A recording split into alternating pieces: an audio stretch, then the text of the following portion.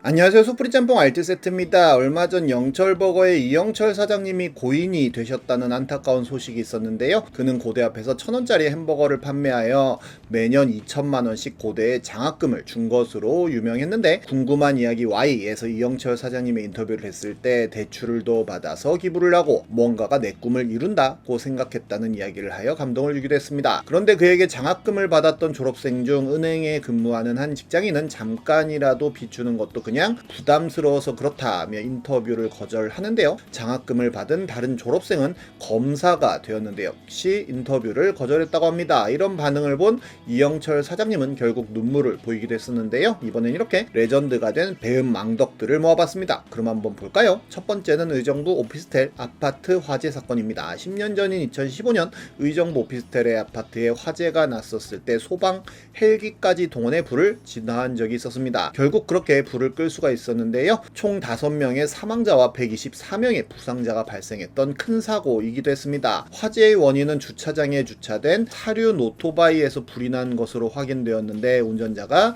키박스를 라이터로 녹이려다가 전선의 피복이 벗겨지며 합선이 되어 불이 난 것으로 밝혀졌는데요. 조그만 아파트에서 불이 난 것 치고는 인명피해가 굉장히 커서 문제점들이 드러났었는데, 해당 건물이 10층 이하 건물이라서 스프링클러 설치 대상이 아니라는 이유로 설치가 안 되어 있었고, 소방차가 지나야 할 소방도로에 주차된 차량들로 소방차가 빠르게 지나갈 수 없었으며, 화재가 발생하고 불과 20여 분 만에 옆 건물로 화재가 전이되어 건물 4개 동이 직간접적 피해를 입었는데, 건물 외장재가 드라이비트 공법으로 시공되었고 단열재로 스티로폼이 사용되었음이 밝혀져 불이 확산되기 아주 쉬운 구조였습니다. 그렇게 불은 진화되었고 이재민들이 많이 발생했었는데요. 그런데 피해 주민들은 비밀 회의를 하더니 소방 헬기 때문에 불이 더 번졌다는 주장을 합니다. 상공에서 10여 분 이상 프로펠러를 번갈아 가면서 와서 돌려대는 건 상식적으로 말이 안 되지 않냐며, 그래서 화재가 더 커졌다는 이야기를 아주 당연하다는 듯이 했었는데요. 이를 바라보는 소방 관계자들의 표정이 다른 국민들의 표정을 대변했었는데, 나중엔 이재민에게 306 보충대에 들어갈 것을 제안했었는데, 우리가 군인이냐며 무슨 대책이 그러냐며 거세게 항의하는 등 배응망덕의 흑역사로 아직도 남아있게 됩니다. 다음은 역주행하다 혼자 넘어진 자전거 할머니입니다. 2021년 일어났던 전설의 사건으로 당시 블루투스 자전거라며 대한민국을 뒤흔들었었는데요. 한문철 TV에 나왔었는데, 이렇게 혼자 역주행하던 할머니가 혼자서 넘어지는 사건이었습니다. 2차 차주는 현장에서 구조 조치도 다 했고 본인 보험으로 치료비 2,200만원 전액까지 배상해줬다고 하는데요. 할머니는 이 사고로 대퇴골경부 골절상을 입어 전치 12주 진단을 받았다고 합니다. 그런데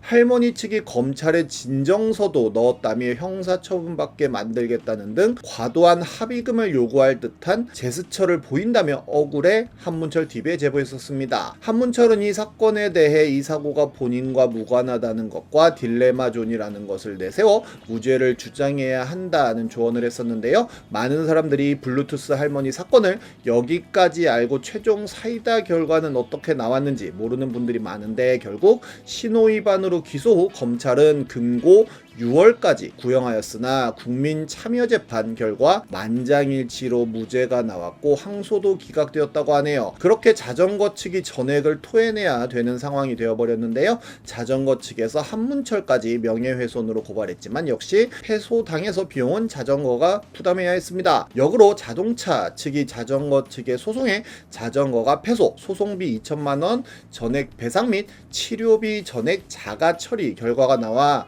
소송비 본인 및 상대 포함 4천의 치료비까지 자전거가 부담해야 되는 사이다 결말이 나왔습니다. 이와 비슷한 일이 중국에서 벌어져 어마어마하게 유명해진 사건이 있는데요. 바로 쉬수란 할머니와 펑위 사건인데, 2006년 11월 난징의 버스 정류장에서 버스를 기다리고 있던 66세의 쉬수란 할머니가 쓰러지자 도착한 버스에서 하차한 27세 청년 펑위가 이를 발견한 뒤 할머니를 부축하여 병원으로 옮겼고, 할머니는 인공고관절 치환 수술 수술을 받았다고 합니다. 병원에 가는 동안에도 할머니는 펑이에게 연신 고맙다고 말하였고 그렇게 미담으로 끝날 것 같았지만 40여일간의 치료를 받은 쉬술한 할머니는 퇴원 후 펑이를 상대로 치료비 및 장애 보상금, 위자료 등에서 13만 6천 위안, 우리 돈으로 약 3천만 원을 배상할 것을 청구하는데요. 펑이가 버스에서 하차하면서 자신을 밀쳤다는 이유를 대는데 바로 재판에 들어가게 됩니다. 물증이 하나도 없는 상태에서 결국 현장에 있던 사람들의 증언으로 재판이 진행되었는데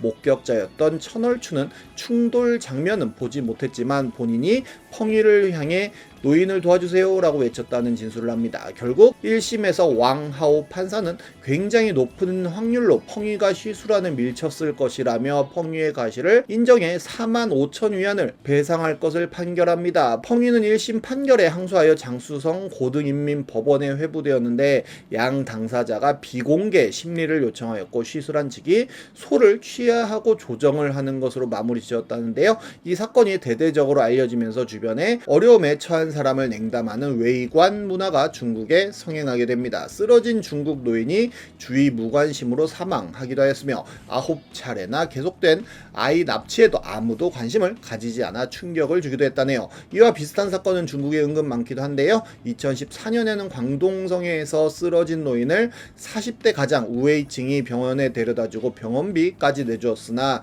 노인이 가족들과 공모해 가해자로 몰아 거액을 요구했다고 합니다. 우회이층은 너무 억울해 결국 극단적인 선택을 했다고 하는데요. 노인 측은 그러고도 병원비를 내준 후 가족을 기다리지 않고 바로 자리를 떴기 때문에 그가 가해자가 맞다고 모함을 이어갔다고 하네요. 다음은 40년 기른 모정의 보온 대신 사기쳤다는 양아들입니다. 1967년 양부모의 집 대문 앞에서 발견돼 입양된 한 아이는 40년간 그 양부모에게 키워졌다고 합니다. 그렇게 40년이 흐른 2007년 5월 양아버지가 숨지자 유산을 놓고 87살 양어머니와 다툰 끝에 25억 원을 상속받고 파양됐다고 하는데요. 하지만 상속받은 돈을 3년에 걸쳐 유흥비나 불법 오락실 영업 등으로 탕진한 양아들은 아내와 함께 2011년쯤 파양한 양어머니를 찾아가 과거의 잘못을 뉘우치고 봉양할 것처럼 행세를 해 안심시켰다고 합니다. 그렇게 양아들 부부는 2013년 1월부터 7월 사이 양어머니를 속여 8억 6천만 원 상당의 부동산이나 금, 현금 등을 받아냈다고 하는데요. 이들은 양어머니에게 3억 원을 빌려주면 1억 원은 2015년 2월까지 갚고 나머지 2억 원에 따른 이자를 매년 900만 원씩 주겠다며 3억 원을 받아내기도 했고 국가에서 고령자에게 지급하는 연금을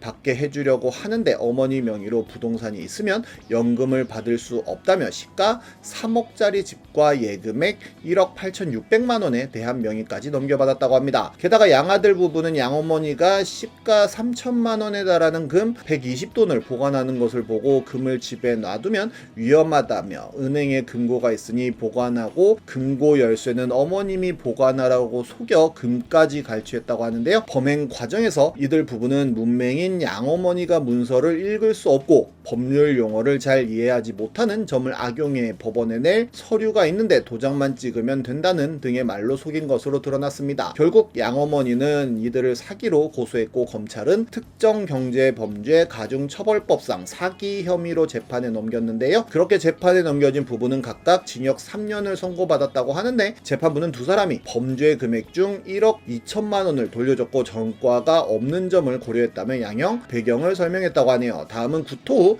넘어진 여성 부축해줬다가 추행범으로 올린 남성 사건입니다. 2020년 일어났던 일인데요. 대전의 한 식당 화장실 앞에서 용변을 위해 대기하던 중 몸 상태가 안 좋아 보이는 여성에게 한 남성이 순서를 먼저 내줬다고 합니다. 그런데 그 여성이 문을 닫지 않고 안에서 구토한 뒤 밖으로 나오다 자리에 주저앉자 남성은 그를 일으켜 세워줬다는데요. 이 과정에서 여성은 남성이 정면에서 신체 일부를 만졌다고 주장하며 경찰에 바로 신고를 합니다. 경찰과 검찰 조사를 거쳐 강제 추행 혐의로 기소된 남성은 여성이 넘어지기에 아무 생각 없이 일으켜 준 것이라며 억울함을 토로했는데요. 사건을 맡은 대전지법은 CCTV 녹화 영상 등의 증거 자료가 없는 상황에서 여성의 진술의 신빙성에 의문을 제기했는데 여성의 설명이 수사기관과 법정에서 일관되지 않은 데다 화장실 구조 등 정황상 남성이 정면에서 신체를 만졌다고 볼만한 근거를 찾기 힘들다며 무죄를 선고합니다. 그리고 신고를 받고 출동한 경찰관에게 여성이 처벌을 원하지 않는다고 돌아가 달라고 했다가 1시간여 뒤 지구대에 직접 찾아가 피해를 호소한 경위도 부자연스럽다고 봤다는데요. 다행히 무죄가 선고되었지만 이런 식으로 억울한 일을 당한 사람들이 얼마나 많을지 궁금하기도 하네요. 지금까지 속풀이 짬뽕 알뜰 세트였습니다.